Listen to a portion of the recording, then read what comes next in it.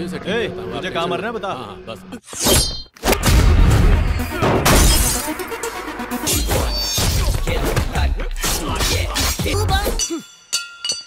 Assalamualaikum guys, oke kembali lagi bersama Draft Movie Review.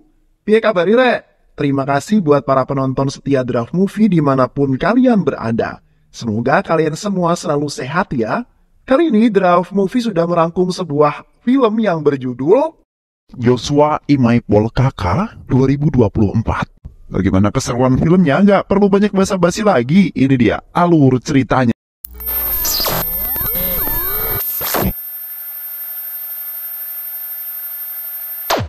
Di awal cerita di sebuah seminar Kundavi adalah seorang pengacara yang sangat cerdas dan juga cantik tentunya. Dalam acara tersebut Kundavi menjelaskan berbagai macam hal terkait kasus-kasus yang ada. Setelah selesai seminar, seorang pria yang bernama Joshua menghampiri Kundavi. Awalnya niat kenalan dan meminta tanda tangan Kundavi. Namun ternyata Kundavi nampak cantik di mata Joshua. Sehingga hal tersebut kemudian menjadi awal perasaan Joshua kepada Kundavi. Kundavi yang merupakan seorang pengacara terkenal di mana dia bekerja di negara New York dan pada saat ini dirinya hanya sementara berada di kota India. Namun, kesementaraan itu kemudian membuat antara Kundavi dan juga Joshua cintanya semakin hari semakin tumbuh dengan subur. Namun hari di mana Kundavi harus pergi ke London untuk urusan pekerjaan, Kundavi kemudian memaksa Joshua untuk menceritakan siapa sih dirinya sebenarnya. Maka pada saat itu, di dalam mobil, Joshua kemudian menceritakan bahwa dirinya adalah seorang pembunuh bayaran yang sangat profesional.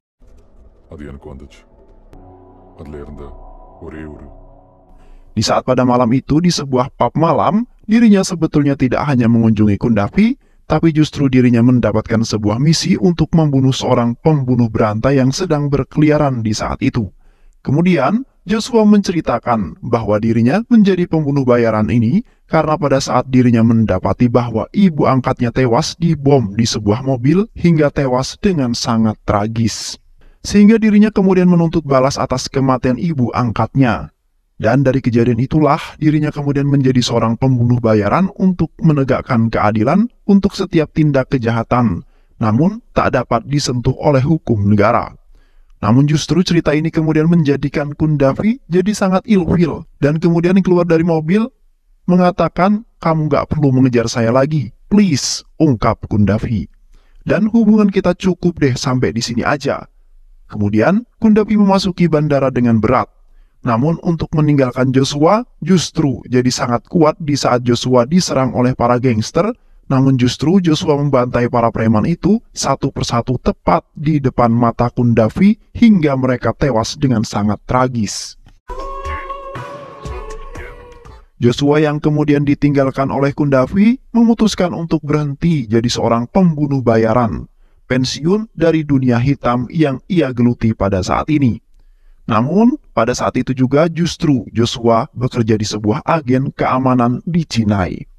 Di sisi lain, seorang kepala mafia besar narkoboy, El Chapo namanya, ditangkap oleh para polisi dan dimasukkan ke dalam penjara. Namun, di saat di dalam penjara, tahu sendirilah seorang mafia besar, justru El Chapo ini sangat bebas. Bahkan, dirinya diberikan sebuah HP untuk selalu terhubung dengan anak buahnya. Pada saat itu El Chapo mendapatkan sebuah telepon bahwa pemerintah membentuk sebuah tim jaksa penuntut agar El Chapo kalah di dalam persidangan. Namun El Chapo kemudian memerintahkan langsung ke anak buahnya untuk membantai semua para jaksa penuntut umum. Tak perlu waktu lama, penembak jitu kemudian menghabisi satu persatu para jaksa penuntut umum, di mana pada saat itu Kundavi ada di tim jaksa penuntut umum yang selamat dari penembakan yang dilakukan pada saat itu. Sehingga Kundavi yang selamat ini dilarikan ke rumah sakit. Untungnya, Kundavi selamat dari tragedi tersebut. Di sisi lain, setelah 3 hari berlalu, Madavi, seorang kepala agen keamanan swasta, kemudian menelpon Joshua dan menceritakan semua yang terjadi pada Kundavi, bahwa Kundavi saat ini sedang dalam perburuan seorang mafia besar, El Chapo namanya, dan nyawanya sedang terancam. Joshua awalnya tidak terlalu menggubris, namun rasa cinta di hati Joshua masih bergelora dan tidak bisa berbohong. sehingga Joshua menyetujui untuk menjadikan dirinya seorang agen pelindungnya Qundafi.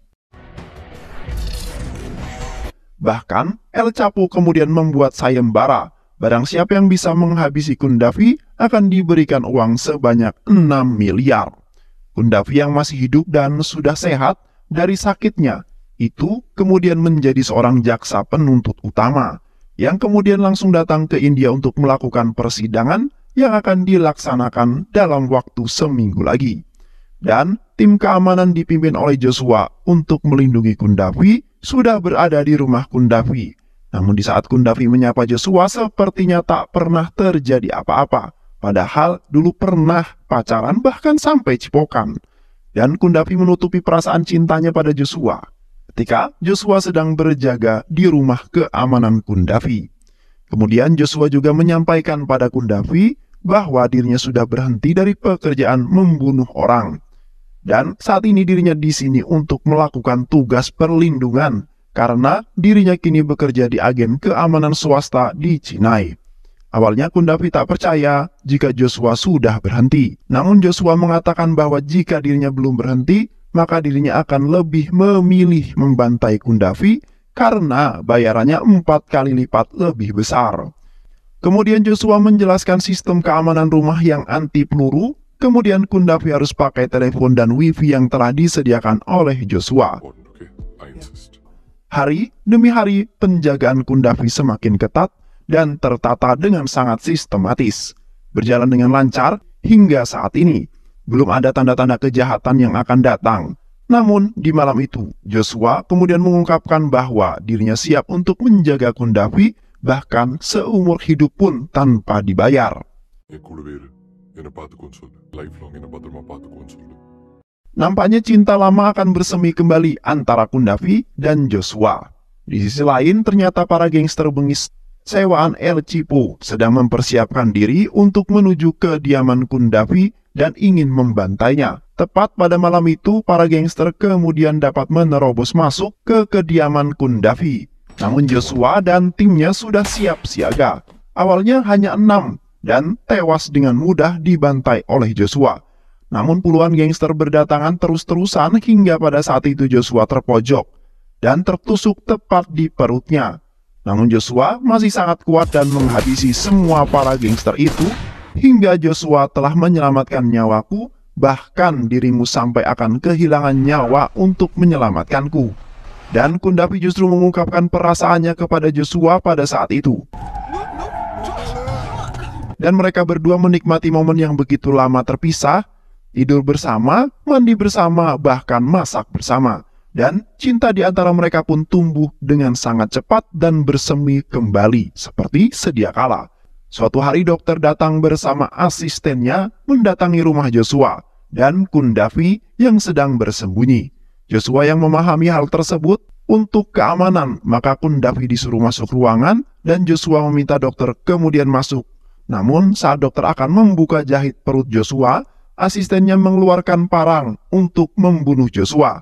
Qundafi yang mendapatkan telepon dari Madhavi bahwa dokter telah diperintahkan oleh Don Siva saat akan memberitahu Joshua. Joshua justru sudah memenggal kepala asisten dokter hingga tewas.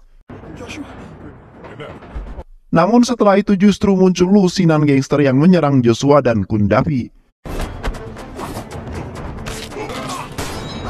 Karena kalah jumlah, Joshua terpojok dan Qundafi sempat terseret dan dimasukkan ke dalam mobil.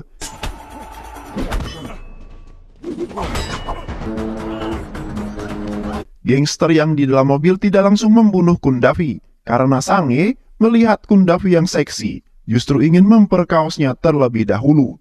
Namun, di saat itu Joshua menyusul mereka dengan motor hingga pada akhirnya Joshua yang menerobos masuk ke mobilnya gangster dan terjadilah baku hantam Joshua dengan 2 gangster di dalam mobil itu. Hingga pada akhirnya gangster tewas tertembak dan satunya lagi kabur dari tempat itu lari terbirit-birit. Setelah kematian Don Siva, adiknya Koti murka, yang awalnya lari ketakutan namun mereka semua berjanji akan membalaskan dendam Don Siva yang telah tewas dengan sangat mengenaskan. Di sisi lain, Joshua dan Qundafi telah sampai di sebuah hotel yang telah ditunggu oleh Qundafi. Pada saat itu setelah berberes dan membersihkan badan, mereka berdua mendapatkan pakaian baru yang dibawa oleh Shekhar, teman Joshua yang selamat pada saat penjagaan. Gundafi kemudian mengakses semua laptop dan menceritakan bahwa dirinya telah membuat sebuah argumen penutup dan El Chapo setelahnya akan dipenjarakan secara permanen. Ayahnya Gundafi yang ingin bertemu untuk membicarakan argumen menemui Gundafi dan mereka membicarakan argumen penutup untuk masalah argumen penutup saat persidangan nanti. Setelah Roy Chandi meninggalkan hotel, Koti anak buahnya almarhum Don Siva datang kembali. Pada saat itu Joshua keluar dari kamar dan nampak mereka yang sedang ramai-ramai akan mendatangi Joshua. Gundafi dengan spontan, Joshua kemudian mengajak Gundafi untuk kabur dari sana. Gangster Don Siva hingga terjadilah kejar-kejaran antara Koti, Joshua, dan Gundafi. Anak buah Koti terus menyerang mereka.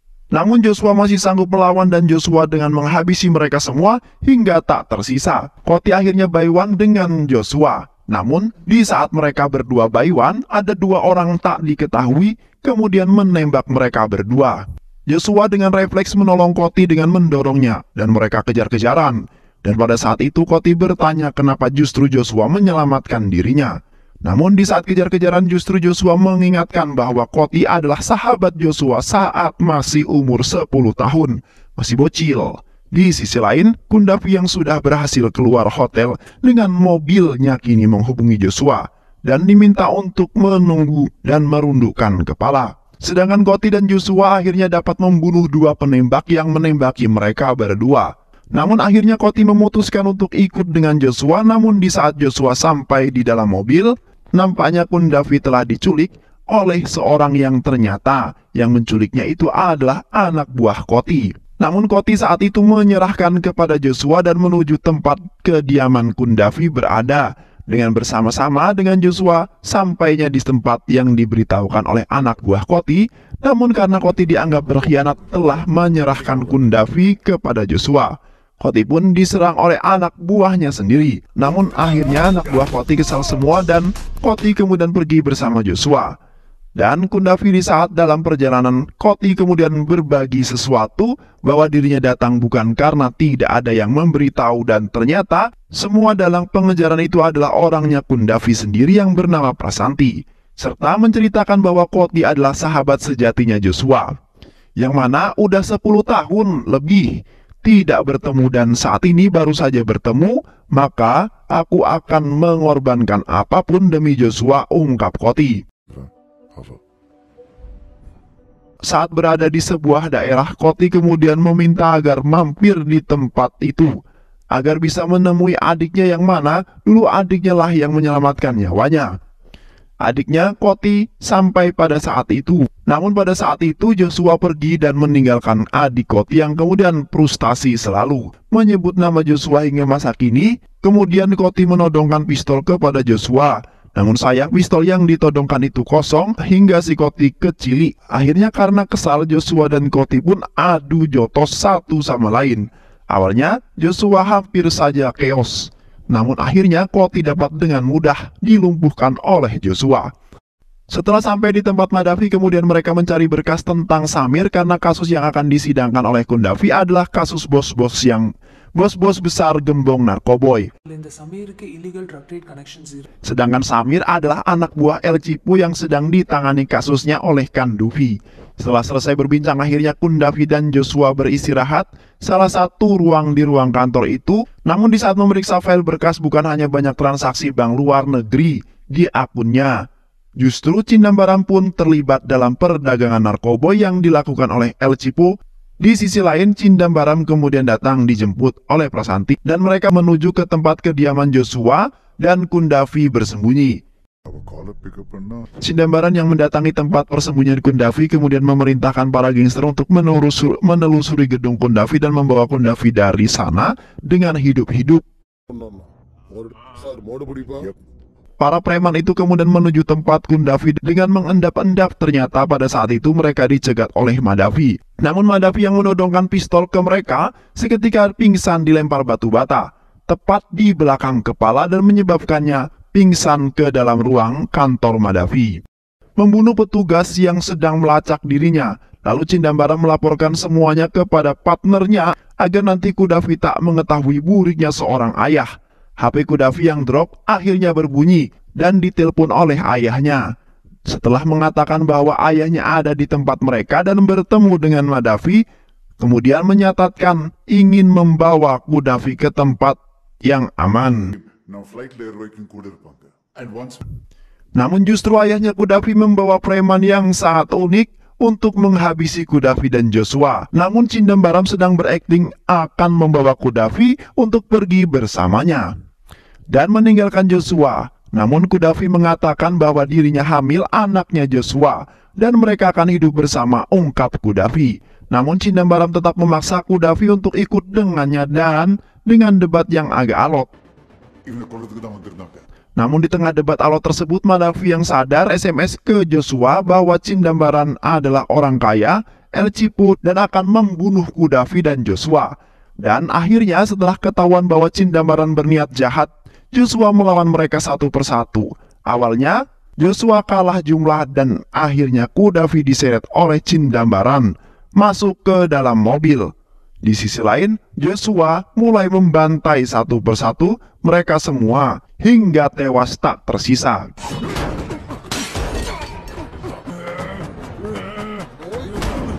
Kudavi yang tak mau diajak ikut dengan ayahnya, Cindambaran pun keluar dari mobil, kemudian mengambil sebuah pistol, kemudian menodongkannya tepat ke ayahnya, dan menarik pelatuknya akhirnya membuat Cindambaran tewas.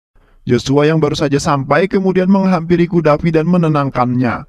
Joshua juga akhirnya menemukan Madavi yang terluka dan membawanya. Keesokan harinya Kudavi yang masih merasa bersalah akhirnya ditenangkan kembali oleh Joshua. Kemudian sidang terakhir selesai digelar dan El Cipu dianggap bersalah dan dipenjara seumur hidup. Dan film pun selesai. Terima kasih udah nonton video ini sampai akhir. Semoga kalian semua terhibur. Jangan lupa subscribe, like, comment, and share ya. Pisang habis dimakan kunti, kunti dilepas banyak maunya. Salam undur diri dari Draft Movie, dan terima kasih buat penonton semuanya. Draft Movie pamit, sehat selalu, wassalamualaikum warahmatullahi wabarakatuh.